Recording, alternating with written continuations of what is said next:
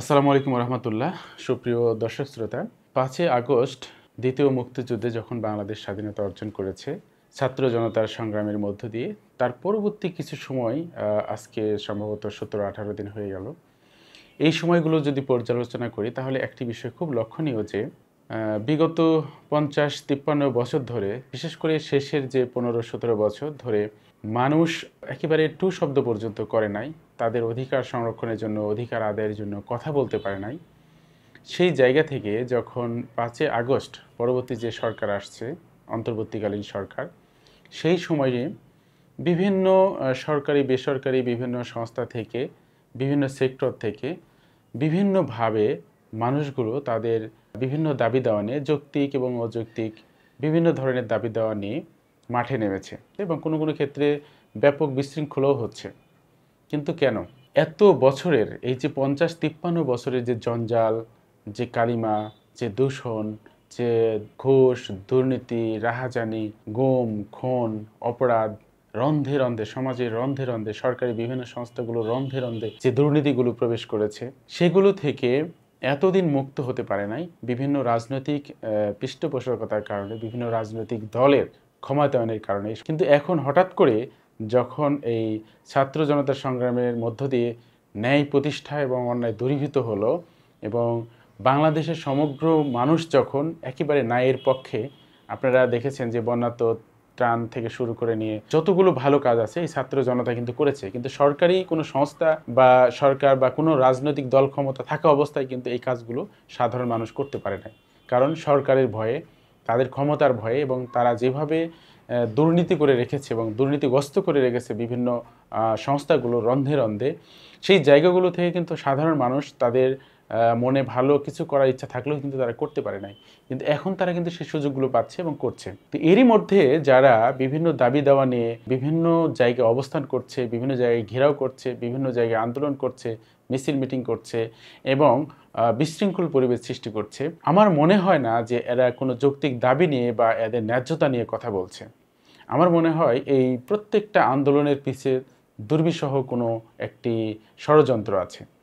কারণ এতদিন তারা একেবারে ঘাপসি মেরেছিল, চুপ মেরেছিল, টু শব্দ পর্যন্ত করেনি, একটি কথাও বলেনি, ন্যায়ের পক্ষে কোনো কথা বলে নাই, অন্যায়ের সাথে তারা আপোষ করে চলেছে, যে যার মতো দুর্নীতি করেছে। কিন্তু যখনই একটা জনগণের সরকার আসলো, যে সরকারকে প্রায় 99% মানুষ সমর্থন করে, ঠিক সেই সময় বিভিন্ন রাজনৈতিক দল থেকে, বিভিন্ন দুষ্কৃতকারীদের থেকে, বিশেষ করে রাজনৈতিক দলের প্রভাবে এবং রাজনৈতিক দলের ষড়যন্ত্রের ফসল হিসাবে এই যে ছোট ছোট বিভিন্ন ধরনের আন্দোলন দেখা দিচ্ছে এবং বিভিন্ন দাবি দেওয়া দেখা দিচ্ছে। কিন্তু কেন? একটি সরকার 5ই আগস্ট যখন বাংলাদেশ স্বাধীন হলো, ঠিক তার পরপরই মাত্র 17-18 দিন, এই কয়দিনের মধ্যেই তাদের কি এমন হয়ে গেল যে তাদের সব দাবি দেওয়া মেনে নিতে হবে? যে জঞ্জালগুলো, যে ময়লাগুলো, যে বিশৃঙ্খলাগুলো আজ থেকে 50-53 বছরে সমাধান করা সম্ভব হয়নি, সেটা কি রাতারাতি এই 2-1 দিনে সম্ভব করে ফেলবে? রাতারাতি 2-1 দিনে কি এই সমস্যাগুলো সমাধান করে ফেলা সম্ভব? তাহলে কেন তারা এই আন্দোলনগুলো করছে, কেন তারা বিশৃঙ্খলা করছে? এর পিছনে বিভিন্ন রাজনৈতিক দলের ইন্ধন রয়েছে, যারা রাজনৈতিকভাবে আবার ক্ষমতায় আসতে চায় এবং দুর্নীতি করে তাদের নিজেদের পকেট ভারী করতে চায়, দুর্নীতি করে দেশের টাকাগুলো বিদেশে পাঠাতে চায়, তারা বাংলাদেশের মানুষকে শাসনের নামে শোষণ করতে চায়, দুর্নীতি রন্ধে রন্ধে রাখতে চায়। সুতরাং এই ধরনের অপশক্তিকে কখনোই প্রশ্রয় দেওয়া যাবে না।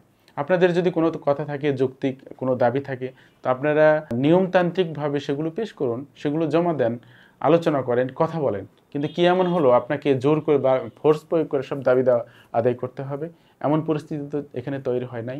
এতদিন তাহলে আপনারা কোথায় ছিলেন? এতদিন আপনারা ঘাপটি মেরে দুর্নীতির সাথে আপোষ করে কাজ করেছেন।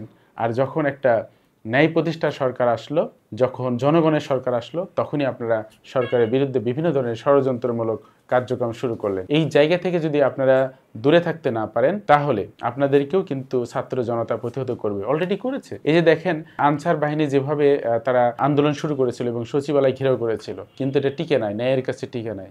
ছাত্র সমাজ তাদেরকে প্রতিহত করেছে এবং ছাত্র সমাজ তাদেরকে উচিত জবাব দিয়েছে। এভাবে আবার যদি আপনারা সামনের দিকে আগাতে চান, রাজনৈতিক বিভিন্ন ষড়যন্ত্রমূলক বিষয়গুলো সামনে নিয়ে এসে যদি এই সরকারকে দমাতে চান এবং নিজেরাই ক্ষমতায় এসে আবার লুটপাট শুরু করবেন, সেই ধান্দা করেন, এই বাংলাদেশে মনে হয় আর এটা সম্ভব না।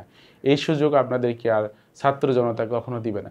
সুতরাং সাবধান হয়ে যান, সতর্ক হয়ে যান, এখনো সময় আছে, ইতিহাস থেকে শিক্ষা নেন। এমন একটা পর্যায়ে আসবে আপনাদের দুর্নীতি করার সাথে সাথে ছাত্র সমাজ কিন্তু আপনাকে পাকড়াও করবে, সেই সময় অলরেডি চলে আসছে। সুতরাং আপনারা সাবধান হয়ে যান, এই অযথা বিভিন্ন দাবির নামে রাজপথে বিশৃঙ্খলা সৃষ্টি করবেন না। এই সরকারকে সমর্থন করুন, এই সরকারের কার্যগুলোকে সমর্থন করুন, দেখেন, সময় নেন। এই 50-53 বছর বিভিন্ন সময় রাজনৈতিক দল এসে বাংলাদেশকে তছনছ করে দিয়েছে এবং রাজনৈতিক পৃষ্ঠপোষকতায় সমাজের রন্ধে রন্ধে দুর্নীতি এখানে দেখা যাচ্ছে। এই যে বিগত সরকার যেটা গেল, সরকার পতন হলেও সরকারের হাই লেভেল বা সরকারিভাবে তারা ক্ষমতায় না থাকলেও কিন্তু তাদের বীজ বপন করা বীজ কিন্তু প্রত্যেকটা সেক্টরে বিভিন্ন লেভেলে আছে। এই আগাছাগুলোকে যদি পরিষ্কার না করতে পারেন, এই আগাছাগুলোকে যদি পরিষ্কার না করা যায়, তাহলে কিন্তু এই সরকার কিন্তু কাজ করতে পারবে না। এই জন্য এই আগাছাগুলো পরিষ্কার করতে হবে। প্রত্যেকটা সেক্টর রাজনীতিমুক্ত থাকতে হবে, দুর্নীতিমুক্ত থাকতে হবে।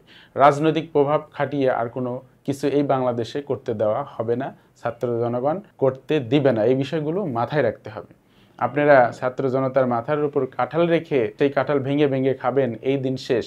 এখন ছাত্র জনতা জেগেছে। আপনাদের রাজনৈতিক যে সমস্ত কুসংস্কার, রাজনীতির নামে যে সমস্ত অপরাজনীতি, এগুলো আপনাদের বন্ধ করতে হবে।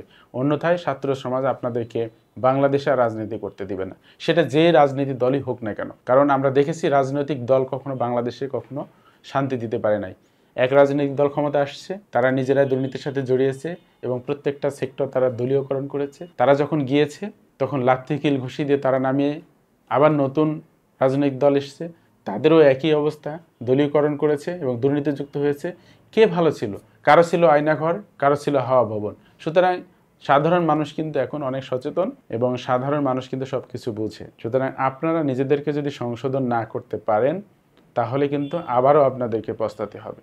আর কখনো বাংলাদেশে রাজনৈতিকভাবে আপনারা ক্ষমতা আসতে পারবেন না। এই বাংলাদেশ চালাবে গণতান্ত্রিক অন্তর্বর্তীকালীন সরকার অথবা সেনাবাহিনী সরকার। রাজনৈতিক দল হিসেবে আপনারা ক্ষমতা আসতে পারবেন না, কারণ আপনারা রাজনৈতিকভাবে বাংলাদেশকে শান্ত করতে, বাংলাদেশকে উন্নত করতে, বাংলাদেশের মানুষের অধিকারগুলো প্রতিষ্ঠা করতে ব্যর্থ হয়েছেন। সবসময় দুর্নীতির সাথে জড়িয়ে গিয়েছেন। সুতরাং সতর্ক থাকেন। ষড়যন্ত্র আর করে মনে হয় বেশি লাভ হবে না, কারণ এখন ছাত্র জনতা অনেক সচেতন। তাদের কাছে সব খবর থাকে, তারা সব কিছু বোঝে। বিশেষ করে আমাদের তরুণ সমাজ, ঢাকা ইউনিভার্সিটি, রাজশাহী ইউনিভার্সিটি থেকে শুরু করে বিভিন্ন প্রাইভেট যে ইউনিভার্সিটিগুলো আছে, তারা কিন্তু এখন সজাগ এবং জেগে আছে। আমি মনে করি তারা এই যে জেগেছে, তারা আর কখনো ঘুমাবে না। সুতরাং সাবধান থাকবেন। আপনারা যেখানে দুর্নীতি করবেন, আমাদের ছাত্র সমাজ সেখানে ঝাঁপিয়ে পড়বে। এখানে কোনো প্রশাসন লাগবে না, ছাত্র সমাজই উপযুক্ত ব্যবস্থা নেবে। সুতরাং যেহেতু ছাত্র সমাজ দেখেছে, এই বয়সে তারা কোনো অপরাধের সাথে জড়িত হয় না, জড়িত থাকে না, তারা ন্যায় প্রতিষ্ঠা সংগ্রামে ঘুমহীন জীবনযাপন করছে, আমরা তাদেরকে সমর্থন করি, সাপোর্ট করি। আর যারা রাজনীতির নামে এখনও কুমতলব নিয়ে বসে আছেন, তারা সতর্ক থাকবেন। আশা করি ভবিষ্যতে এ ধরনের কোনো অন্যায়মূলক পদক্ষেপ নেবেন না এবং কোনো ভুল সিদ্ধান্ত নেবেন না, যাতে করে বাংলাদেশে আপনাদের রাজনীতি বন্ধ হয়ে যায়। সবাইকে অসংখ্য ধন্যবাদ। সবাই ভালো থাকবেন। আর আমার প্রাণপ্রিয় ছাত্র জনতা, যারা ন্যায় প্রতিষ্ঠা সংগ্রামে এখনও জেগে আছেন, আপনারাই দেশের সব কিছু।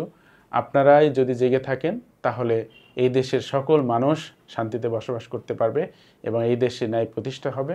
সমাজ থেকে দুর্নীতি, রাহাজানি, সুদ, ঘুষ এই সমস্ত দূর হবে এবং রাজনীতির নামে অপরাজনীতি বন্ধ হয়ে যাবে। সবাইকে আবারও ধন্যবাদ। ভালো থাকবেন। আবারও দেখা হবে অন্য কোনো বিষয় নিয়ে। আসসালামু আলাইকুম।